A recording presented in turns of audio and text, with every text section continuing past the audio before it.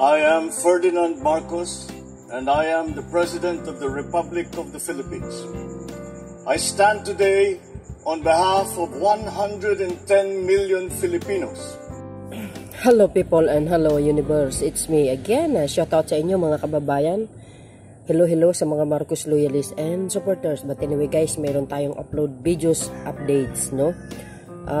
Actually guys, marami ako nakikita sa social media, lalo na po sa TikTok, ano? Maraming anti-Marcos na pinapalabas, kasi ito yung issue kung siguro isa sa mga nagko-comment or nanonood sa mga videos ko, yung problema dyan ng mga ATAS dyan sa Boracay, di ba? Ngayon, ang palabas na itong mga anti-Marcos na ito, all over social media, TikTok man or saan, ang pinapalabas nila, binawi daw ng Marcos administration through DAR yung mga lupa ng mga ATAS, yung 44 ATAS dyan sa Boracay. Inimbargo, sabing ganun. Yun ang mga pinagkakalat nila.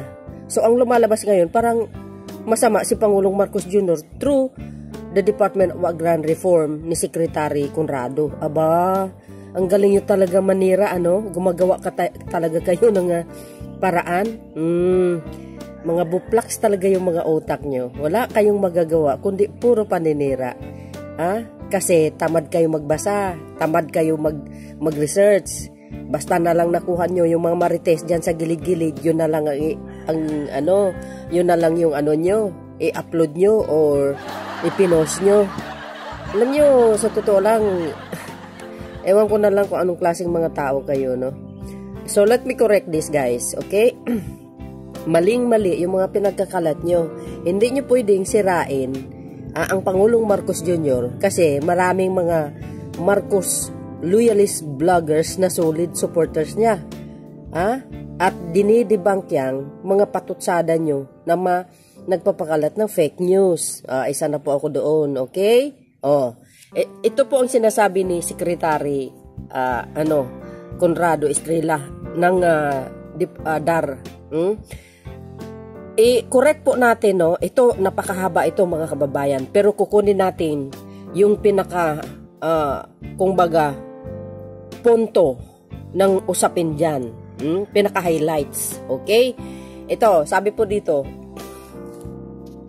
sabi ng Department of Agrarian Reform, Philippines, the distributions of government-owned land to the 44 indigenous ATIS will enable them to continue farming as their livelihood.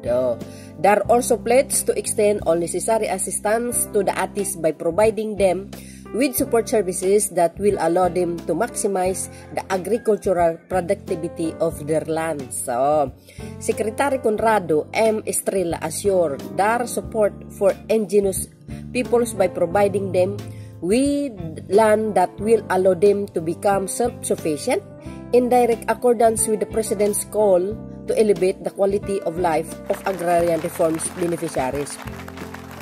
So, do you think yung mga patutsada nyo, magagawa ni Pangulong Marcos Jr. yan sa mga ATAS na inimbargo ang kanilang lupa? Oy, excuse me, nagbibigay nga siya ng lupa para sa mga magsasaka, tapos sasabihin nyo, inimbargo ng Marcos administration yung mga lupa ng mga ATAS. Walang utak nyo, yung mga utak nyo, utak talangka, kayo talaga. Wala na lang kayo magawa kundi paninira lang sa gobyerno. Ano bang benefits na makukuha nyo sa paninira nyo? Sige nga. Ito. Mahaba ito guys, napakahaba, no? Minsan, ang iba kasi pag nanonood na iinip dahil mahaba. Pero pag importanteng updates talaga, dapat panoorin nyo, no? Secretary Estrella orders, Secretary, ito, sa mga DDS na mahilig magpapakalat ng fake news, sa mga anti-Marcos, na BO, na hindi marunong magbasa, hindi marunong mag-intindi. Secretary Estrella orders, allocation of government on land to 44 ATIS displaced in Boracay land dispute. Siguro naman kahit ganyan, yan lang yung words na yan, naintindihan nyo, di ba? Naintindihan nyo? Tapos sasabihin nyo, embargohin. Sarap mo yung talagang kakatusin O, ayusin nyo mag-post, magpakalat ng news. Para naman yung mga followers nyo, may ganang manood sa inyo. Yan ang hirap sa inyo, mga kababayan. Puro kayo paninira Wala kayong mapapala dyan. Kaya yung mga puon nyo tuloy kinakarma. Alam nyo, si Pangulong Marcos Jr., number 1, isa sa pinaka number 1 priority niya, ang mga magsasaka, ang mga mahihirap na tao, lalo na mga aita, mga katutubo. Hindi niya pwedeng isantabi yan. Kaya nga, sabi ni Secretary ang orders niya yung allocation ng mga lupa para sa mga aita. Kasi ganito yun guys, ito, basahin ko uli. Hindi ko na pahabain pa, sobrang haba ito. Ito basahin ko yung isang post niya. Ito. Siya, press release yan, Department of Agrarian Reform.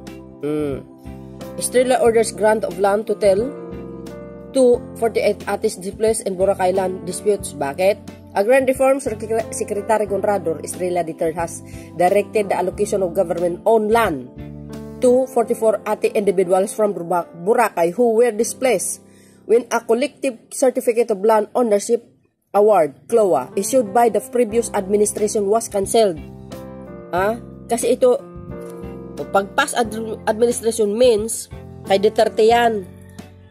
Kasi ganito po yun Ito maiksi lang Binigyan sila ng lupa, mga kababayan, ng 30 square meters. Ilan yan? 44 na ita yan. Sa 30 na square meter, gaano kalaki po yun? Baka mas malaki sa kulungan ng baboy. Baka mas malaki ang kulungan ng baboy yung kapitbahay ko. Napakaliit po yan. Sobrang napakaliit. Ibinigay ang dating administrasyon ni Duterte. 30. Kasi yung lupa na yan, parang bininta yata sa private. Ngayon, itong mga ita na ito, sila ang nawalan. In short po yan. So ngayon, ang sabi ko nga, ang ilalabas po natin dito, yung pinaka-importanting sinabi ni Secretary Conrado para sa mga aita. Okay? So dahil dito guys, kinansel nga yan, yung 30 square meter, kumbaga, kinuha ng CLOA, di ba? Kinansel nga yan dahil mga kababayan, bibigyan sila ng mas malaking space na lupa. Ibig sabihin, bibigyan po ng Secretary ng DAR or ang Department of Agrarian Reform under the Marcos administration ang 44 itas na mas malaking lupa ng gobyerno.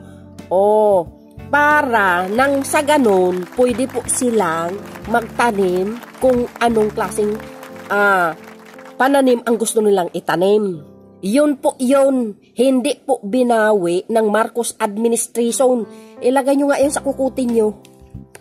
Di ba? Yung mga anti-Marcos na walang ginawa kundi paninira lang sa Pangulo. Hoy, ang akala nyo sa mga Marcos vloggers yung loyalist, BO, hindi marunong mag-research, hindi marunong mag-debunk sa mga patutsada nyo. Excuse me, ibahin nyo noon, iba ngayon, ulitin ko. Malinaw na malinaw siguro yung sinabi ni Secretary, di ba? Allocation, lupa para sa mga aitas na mas malaking lupa kaysa doon sa square meter na yun. Bibigyan ng lupa under the Marcos administration through the Department of Agrarian Reform na mas malaking lupa. Para pwede silang magtanim. Ganyan kagaling si Pangulong Marcos Jr. Yan ang direktiba niya kay Secretary ng DAR. Kayo naman, kung magpapakalat ng fake news ang akala nyo walang mag-debunk dyan sa mga pakalat nyo. Excuse me, kayo talaga. Huwag ganun mga kababayan. Gumagawa ng kabutihan ng gobyernong ito para sa mamamayang Pilipino. Hindi po sila hindi po nag-iembargo ng lupa, nagbibigay ng lupa. Ang Marcos administration through Department of Agrarian Reform.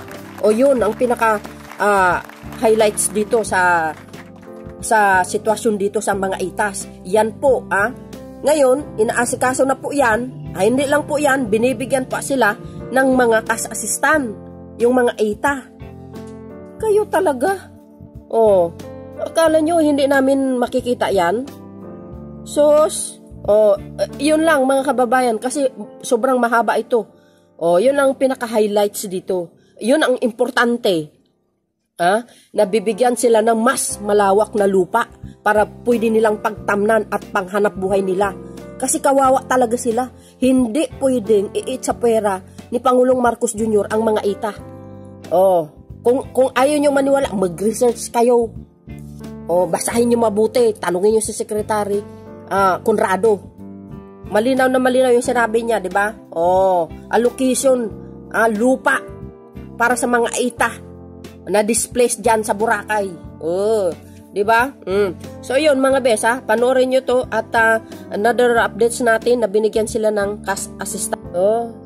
As I said, mga kababayan, ay talagang inayos na ang kanilang lupa at bibigyan sila ng mas malawak. Okay? Some 44 Ati families affected by a land dispute in Boracay Islands have received cash relief assistance from the Department of Social Welfare and Development, DSWD, Field Office 6, Western Visayas on Wednesday, April 3. According to Assistant Secretary for Disaster Response Management Group, Aaron Domlao, its beneficiary was provided with 10,000 in aid through the Agency Assistance to Individuals in Crisis Situation, AICS program.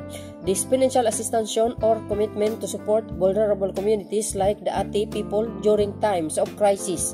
Assistant Secretary Domlao, who is also the agency co-spokesperson and data privacy officer, said, agree. Naku, congratulations. Tingnan nyo, lahat yan nakikita po ng gobyerno. Akala nyo pinabayaan ng mga ita, hindi This aid comes in response to a letter from the Aklan government to the DSWD urgently requesting assistance for the Ati Community Assistant Secretary Domlao said on April 1, Aklan Provincial. Governor Jose Enrique Miraflores sent an official letter to the DSWD Secretary requesting assistance for their ongoing relief efforts for the displaced Aita community from Malay Town. Nagsulat palang gobernador ng Aklan sa DSWD. Tingnan nyo, mabilis ang response, tulong kaagad. Recognizing the urgency of the situation, the DSWD swiftly responds to the request of the provincial government. We disbursed cash aid to alleviate the immediately financial burdens faced by the displaced families. The DSWD data privacy officer emphasized, aside from the displaced families, some 11 families from the IT community were also provided with the 10,000 worth of foods assistance, according to the Assistant Secretary Domlao. The DSWD official reiterated the agency commitment to the providing assistance to individuals and communities in crisis situation. Maita man yan mga kababayan or ibang kapwa natin Pilipino, on the spot lagi ang pagtulong ng DSWD. Mabilis ang kilos ni Secretary Gatchalian mga kababayan. Displaced Ati community in Boracay received cash and form from DSWD.